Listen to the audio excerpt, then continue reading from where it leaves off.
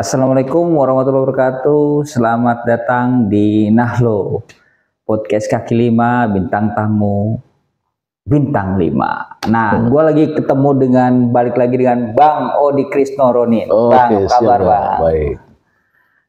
Sambil makan duku ya? Iya, sambil makan duku, sambil makan, sambil ngerokok, kita santai-santai aja gitu kan.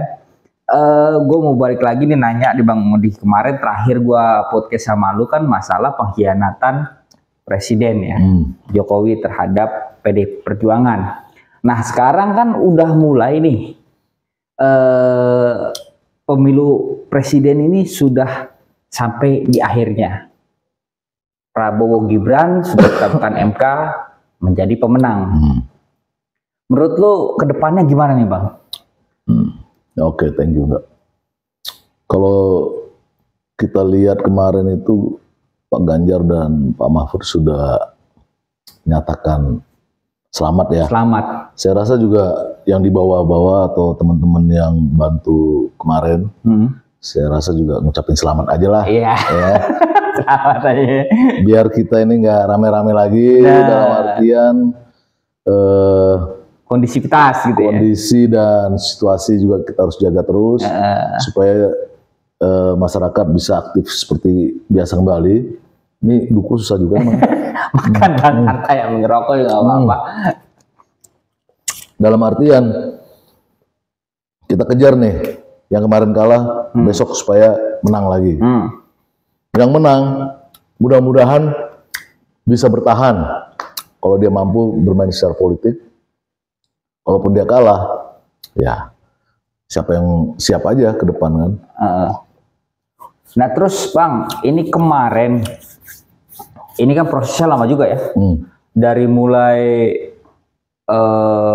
pemilu ada kecurangan, katanya kan, di Sirekap lah, terus juga intervensi dari Presiden Jokowi, masalah cawe-cawe, penggerakan ASN, terus juga bansos, politisasi bansos, sampai ke gugatan ke MK kan. Nah di MK kemarin ini lucu nih, baru pertama sepanjang sejarah ada 3 hakim MK dari 8 ya, minus 1 lagi kan Anwar Usman gak ikut ya kan, soalnya ini menyangkut ponakan nih kan gitu.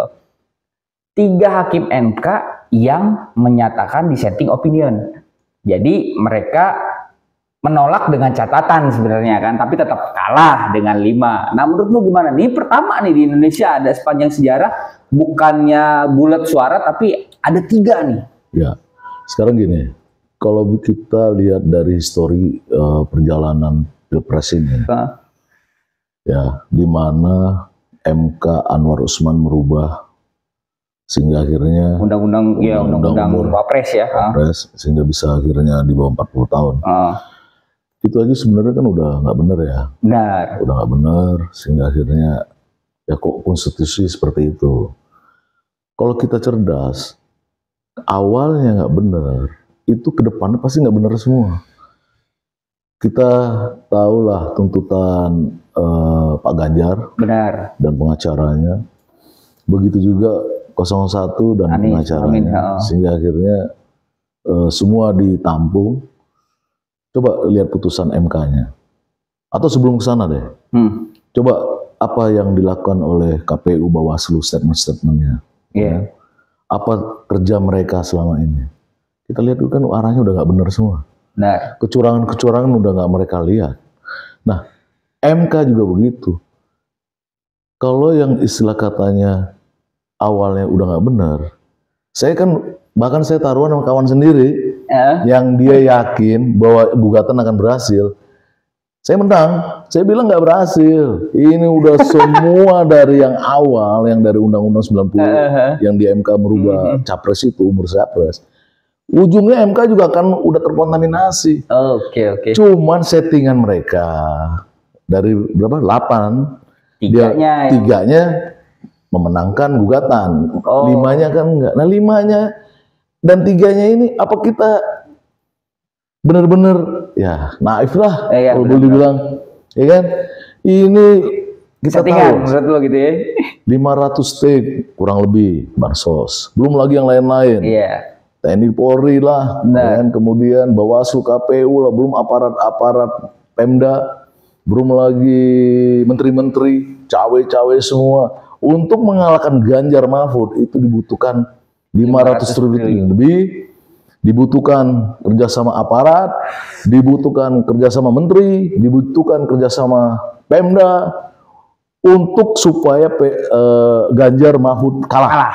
Bayangkan tuh. Mahal berarti. Dan itu pun presiden turun tangan supaya kalah. Sehingga 02 dan anaknya yang 02 itu naik. Nah ini fakta. Makanya Pak Ganjar dan Pak Mahfud menyampaikan selamat. Udah, bagus itu. Kita prepare aja, kita siapin aja untuk 5 tahun ke depan, termasuk yang mungkin berafiliasi dengan PDI Perjuangan. Terima aja udah. Kalaupun nanti PDI Perjuangan benar-benar menjadi oposisi, ya udah kita jalankan sebagai oposisi. Termasuk yang mungkin simpatisan, ya kan. Mainkan di situ aja. Negara ini toh kan perlu juga oposisi. Betul. Untuk mengimbangi keputusan-keputusan eksekutif. Betul. Nah, ya mudah-mudahan, ya kan, perjalanan presiden yang baru ini juga benar. Sehingga kita terus bergerak ke arah yang lebih bagus lah, lebih makmur. Gitu. Terus ini Bang, di MK kita sudah kalah 03, 01 itu sudah ya diputuskan 02 pemenangnya. Nah, yang masih bergulir kan hak angket nih, yang digembor-gembor kemarin ini. Kira-kira menurut lo gimana nih Bang? Hak angket bakalan kejadian atau enggak nih? Hak angket ini kan boleh dibilang ya kayaknya sih sebenarnya kita udah pernah ngobrol ya. Iya. Kalau lihat dari penggawa PDI Perjuangan, Ibu Mega yang udah sepuh, bahkan ketika di MK dia pun mengajukan amicus curiae, sahabat pengadilan, nggak dilihat sama MK. Bahkan Anies sendiri kan juga bingung. Data-data yang mereka sampaikan di MK itu ditolak semua. Ditolak semua. Katanya kurang. Ya kan? Yang anehnya MK memakai data-data itu juga untuk mengalahkan 01 dan 03. Dianggap lemah. Kecurangannya dari mana? MK juga tidak ngasih kesempatan ke mereka untuk menggali lagi. Atau menyerahkan lagi sumber-sumber, baik narasumber yang menyatakan curang, data-data yang menyatakan curang. Cuma di waktu kasih berapa hari gitu, nggak salah sempit lah waktunya. Nah sekarang pertanyaan hak angket, kalau PDI benar-benar partai petarung, hajar itu, jadikan hak angket itu untuk mengkritisi kebijakan-kebijakan yang terjadi saat ini di pemerintahan.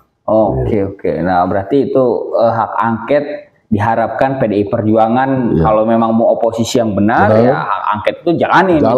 Terlepas apapun itu konsekuensi, misalnya suami puan lah nanti akan dijegal, ya, atau oknum kader partai banteng, ya orang-orang PDIP gitu, nanti diganjel apa, ya nggak ada urusan. Sekarang kalau memang istilahnya mau jadi benar oposisi, hajar terus, sikat terus, sehingga benar-benar mendapat respon dari masyarakat, mendapatkan respon yang baik. Contoh-contoh kan udah ada kemarin, itu jalankan terus. Kalau kita mau bicara sebagai partai besar dan partai berani, partai punya integritas, partai pembela rakyat, partai wong cilik, hajar. Oke, benar. Jangan takut. Terus nih Bang, orang takut berarti orang salah. Terus ini kan masih bergulir hak angket, ya mudah-mudahan bisa berjalan ya Bang ya. Kalau misalnya memang PDI memang punya idealisme yang benar-benar bisa berjalan. Terus ada kemarin kan gugatan ke PT UN, Petun, masalah pembagian bansos segala macam oleh PDIP, dan akan dilanjutkan kata sekjennya Hasto Kristianto. Nah ini menurut lu bakal seefektif apa nih? Ya sebenarnya itu sebenarnya mau membuka jalur-jalur hukum, celah-celah hukum yang mungkin untuk kita punya kehidupan berdemokrasi. Betul. Itu berjalan. Jadi PDIP itu sebenarnya dari dulu sebenarnya partai menjunjung tinggi konstitusi, menjunjung tinggi hukum. mereka akan melihat celah apapun dari sisi hukum. Kalau memang bisa itu dimasukkan atau dimainkan, kenapa enggak? Termasuk hak angket tadi. Ya, betul. Nah, tapi yang lebih penting lagi sebenarnya secara politis, ini ada pilkada, di mana nanti bulan November tahun ini kita akan ramai lagi, meskipun kapasitasnya untuk kepala daerah. Harusnya PDI juga udah mulai mengejar dari saat ini. Menangkan kepala-kepala daerah PDIP itu harus menang di setiap daerah. Betul. Dari level wali kota, bupati, sampai gubernur. Se-Indonesia, bukan se-wilayah Jawa aja. Betul. Kenapa? Kalau PDIP menguasai ya, pertarungan pilkada dan kader-kadernya menang di pilkada hampir semua se-Indonesia, sama aja kayak presiden juga. Betul. Menguasai daerah. Betul. Cuman memang tidak menguasai pusat. Betul. Anggaran misalnya. Sekarang anggaran Kalimantan Barat, anggaran Jawa Barat, anggaran Sumatera Utara, yang megang orang-orang PDIP semua. Ya kan? Dia sama aja kan? Iya. Dengan Presiden Prabowo, ya kan? Dan menteri-menterinya. Oh, dari pusat itu kan mengalir ke daerah. Daerah juga ngelola. Misalnya, contoh kasus. Jakarta itu APBD-nya itu sekitar 56 sampai 60 triliun. Nah, itu kelola oleh gubernurnya yang dari PDI. Ya, kalau diharapkan menang. Jawa Barat gitu. Katanya calonnya ada, dia menang, dia yang ngelola. Sumatera Utara, ya kan, Kalimantan Selatan, Kalimantan Timur, taruhlah kayaknya Kalimantan Selatan lemah ya. Mungkin Kalimantan Barat, menangkan semua sampai level wali kota. Sehingga akhirnya masyarakat itu akan melihat ya, PDIP di daerah menguasai. Iya. Meskipun informasi untuk kepala daerah itu koalisi, bisa satu kepala daerah itu gabungan daripada partai lain. Ini kan sama juga kayak eksekutif. Presiden juga gabungan dari koalisi kan. Betul. Begitu juga yang kalah kemarin gabungan dari koalisi. Betul. Sekarang kejar target itu dibanding kita mengerjakan ya mungkin Asto ya bicara sebagai sekjen boleh-boleh aja, tetapi yang ngerjainnya mungkin level-level biro aja, nggak usah level-level pusat, level-level DPP itu bagaimana rapat menguatkan barisan untuk memenangkan pilkada. Prabowo megang pusat, oke, PDIP dan Bu Mega memegang semua kepala daerah. Sama aja toh. Betul. Berarti ini PR buat PDI Perjuangan, walaupun Pak Ganjar dan Mahfud ini kalah, tapi tetap harus optimis di pilkada berarti Bang ya. Terus satu lagi. Mungkin gini, ini usulan aja. Pak Ganjar ini setelah jadi presiden tewas, kalah lah. Kan bisa dikasih job sama PDIP. Betul. Panggil. Bu Mega manggil. Ganjar, sini kamu. Ya kan? Ya Bu, nih tugas kamu sekarang. Apa itu Bu? Di luar sekjen, ya. Kamu saya tugasan khusus menangkan pilkada se-Indonesia dari PDIP. Toh dia presiden juga toh, benar. Ya kan? Benar. Dia punya orang-orang se-Indonesia. Betul. Sama aja kan? Sama Prabowo. Menang bedanya apa? Anggaran doang paling. Iya. Nah. Apalagi sekarang Pak Ganjar memang tidak pakai pas pampres kalau yang namanya. Kalau ini kan pakai, kan bisa pakai banting-banting hitamnya itu yang kuat-kuat Satgas. Pas pampres ya, tuh lebih galak ya. Buset. Lu kalau pas pampres masih lu laporin bisa dicopot. Kalau itu siapa lu mau laporin kemana itu Satgas hitam itu kan? Ya benar. Sekarang apalagi Pak Ganjar kan tokoh bangsa lah ya sekarang ya. Sudah tidak mempunyai kalau dibilang job keterikatan terhadap pemerintah, jadi bisa luwes kemana-mana sebenarnya kan, bisa main ke kanan, atas, bawah, kiri, bawah. Betul, makanya betul. Terus Bang, ini Prabowo nanti dilantik nih kan, terus Jakarta ini udah nggak jadi ibu kota negara kan, pindah ke IKN. Nah, menurut lu sejauh apa nih nanti IKN ini bakal menjadi apa ya? Maksudnya menjadi efisien buat negara Indonesia. Ya. IKN ini kan masih dibangun ya. Masih ya mungkin 5 tahun lagi baru jadi. Belum lagi perpindahan, belum lagi menata. baru 30 tahun enggak? Itu baru efektif. Jokowi udah ketawa-tawa di kuburan ya. Sekarang umur Jokowi berapa? Umur Jokowi berapa? 60. 60. Nah, Iya. tambah 30 kan 90. Iya. Mana mungkin dia 90 tahun. Paling 70 juga udah stroke. Nah, Prabowo berapa? 72. Nah, tambah 30 berapa? 102 umurnya kan Gibran lah paling kan. Nggak efektif juga. Yang efektif sekarang adalah memanfaatkan atau melihat situasi yang ada saat ini menjadi peluang dari sisi politik, khususnya yang di depan mata itu. Udah fokus ke sana, Ganjar suruh sebagai playmakernya Untuk PDI ya. PDIP memenangkan ini. Karena kenapa? Bu Mega udah tua, ya kan? Waktu dan tenaganya itu udah nggak terlalu. Ganjar digenjot. Menangkan kita, menangkan. Tapi Kumpulin bakal mereka. ada ini nggak Bang? Bakal ada penentangan nggak tuh kalau misalnya itu? Itu kan berarti Bisa. Pak Ganjar kan eksklusif tuh ya Iya. di PDI. Karena memang tokoh bangsa kan itu bisa-bisa aja. Tapi dalam PDI-nya sendiri bakal ada penentangan nggak tuh? Kalau udah disuruh Bu Mega siapa yang menentang? Oh iya betul. Ketum. Betul. Ya kan? Betul. Dan PDIP ini kan boleh bilang partai, bukan partai kayak yang lain. Partai masih ada terah-terah Soekarno kan. Iya betul. Kalau dan Bu Mega ya memang pendirinya Iya, juga. betul. Ya. Kalau udah bilang saya perintahkan Ganjar untuk menangkan kader PDIP untuk pilkada. Emang DPP yang lain pada ngomong enggak kan? Iya. Siap. Iya. Siap Bu. Ya. Siap gitu. Iya. Yang penting Bu Mega seneng. Ya. Iya betul. Ada kerjaan lagi. Nah, mungkin relawan yang masih hidup saat ini bisa diberdayakan. Benar. Relawan-relawan atau simpatisan PDIP yang masih loyal biarpun nggak ada apa-apanya, ya kan?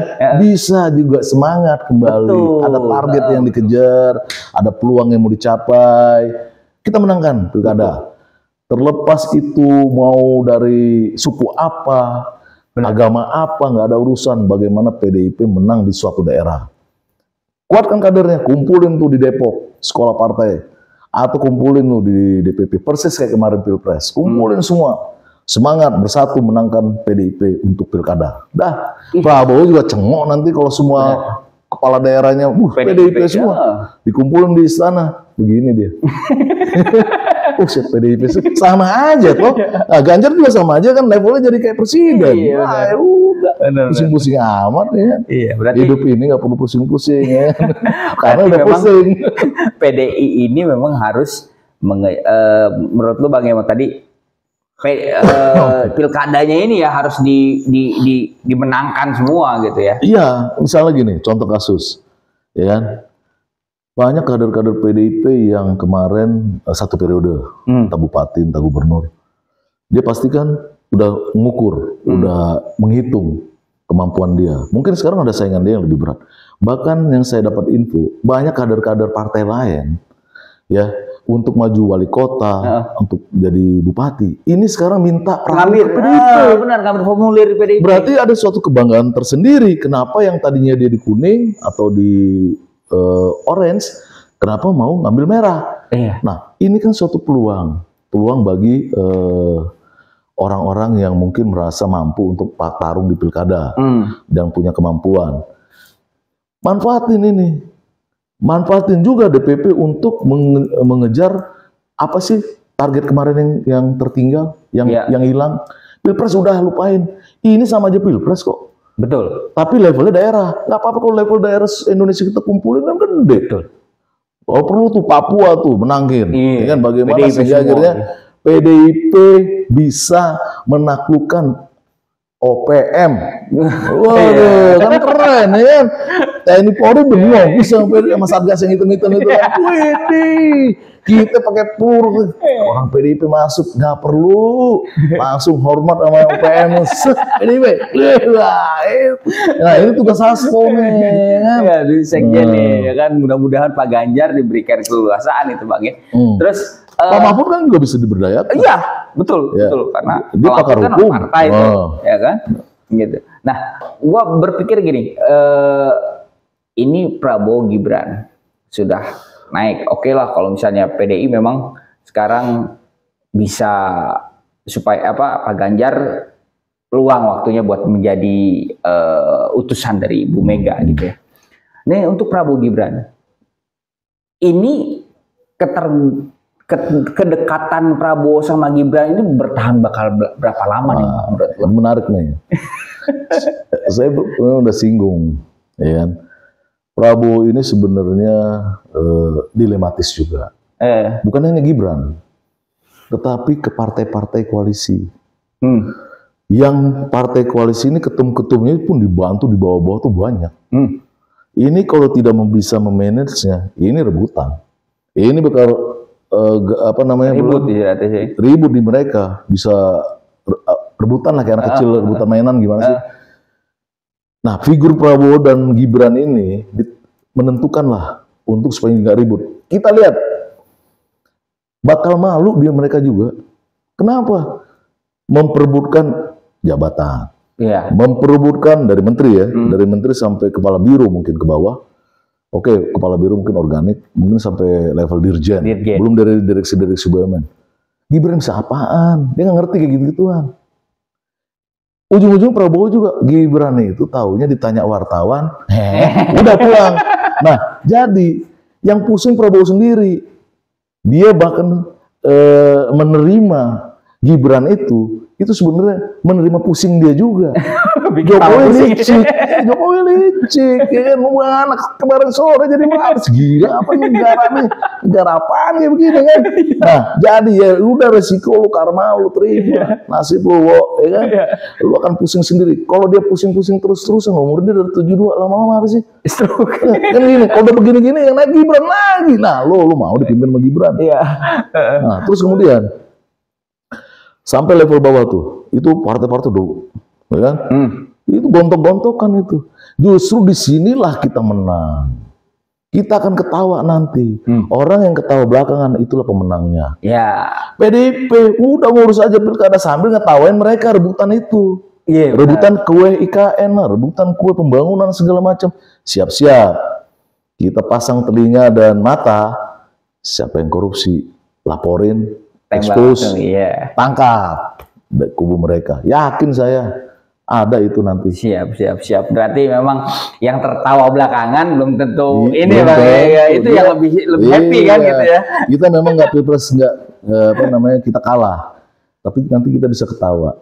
Ngetawain orang-orang yang rakus-rakus pada rebutan jabatan, proyek-proyek. Nah, kita ketawa di situ. Kenapa? Kita mau ngebangun apa mau nyari uang korupsi? Kan enggak. Iya, benar. Nah, terus tadi ada yang statement lu tadi Bang, masalah relawan diberdayakan. Nah, ini kan relawan Ganjar ini lebih dari relawan Jokowi, sekitar 3.000 sampai 4.000-an relawan ya waktu kemarin itu yang menjadi relawan Ganjar Mahfud itu kan. Nah, kalau misalnya ini bisa diberdayakan kan pilkada juga lebih mudah ya. Misalnya contoh di Ganjaran Spartan ya, Bang Odi gitu kan.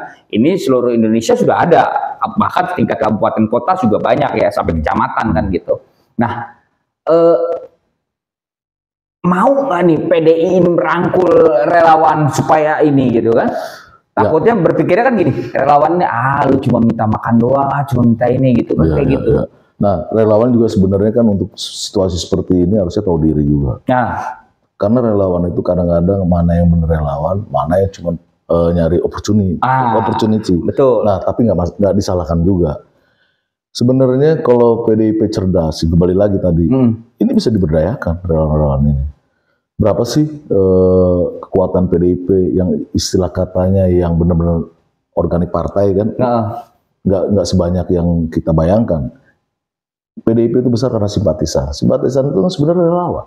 Betul. Orang yang mencari duit entah dari mana-mana, tapi dia punya visi politiknya, pilihan politiknya ke Banteng Moncong Putih. Nah, jadi PDIP bisa merangkul, relawan juga saling merangkul. Apa tujuan yang dikejar?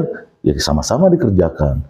Nah, PDIP juga begitulah. Kalau mau relawan ini bantu, segera bantu juga lah mereka. Untuk operasionalnya, untuk warawirinya, untuk segala macamnya. Kepentingan target A kita mau kejar. Kita rapatin, kita target kita kejar, udah sama-sama. Begitu juga relawan tahu diri. Jangan juga jadi relawan udah dipakai kayak perusahaan, ya kan? Nggak jelas dana kemana, laporan nggak jelas, jelas ya kan, ya kan kasihan yang dibawa-bawa gigit jari nanti. Udah ada sumbangan sini, nggak ada tuh, nggak ada, ya nggak bisa begitulah. Harus transparan lah, ya, supaya teman-teman juga enak di lapangan, kerjanya asik, ya kan, karena relawan ini kan dari hati. Betul. Yang boleh dibilang benar-benar dia berjuang untuk suatu sesuatu yang dia pengen raih, ya kan, bukan karena materi, betul, tapi ada suatu tujuan tertentu yang mungkin dia yang tahu. Betul. Nah, jadi sehingga akhirnya ya PDIP juga harus bisa memainkan instrumen ini, instrumen. Nah, sekarang kalau kita bicara pilkada tadi, relawan dari Ganjarian Spartan misalnya, Jawa Barat ada berapa ratus orang, berdayakan. Kalau nggak salah tuh Ono Surono tuh calon Jawa Barat ya kan, gubernur. Iya, dia menangkan Ono Surono. Ketua DPD ya. Lazarus di Kalimantan Barat, menangkan Lazarus. Relawannya ada di Kalimantan Barat, berdayakan. Iya, benar. Kalau perlu ada 1-2 yang jago medsos, jago apa, kirim dari Jakarta untuk Kalbar. Biayai sama PDIP. PDIP uang dari mana ya? Uang PDIP kan banyak lah. Kita tahu lah 10 tahun Jokowi masa nggak ada sih. Ya kan? Bagi-bagilah ke bawah.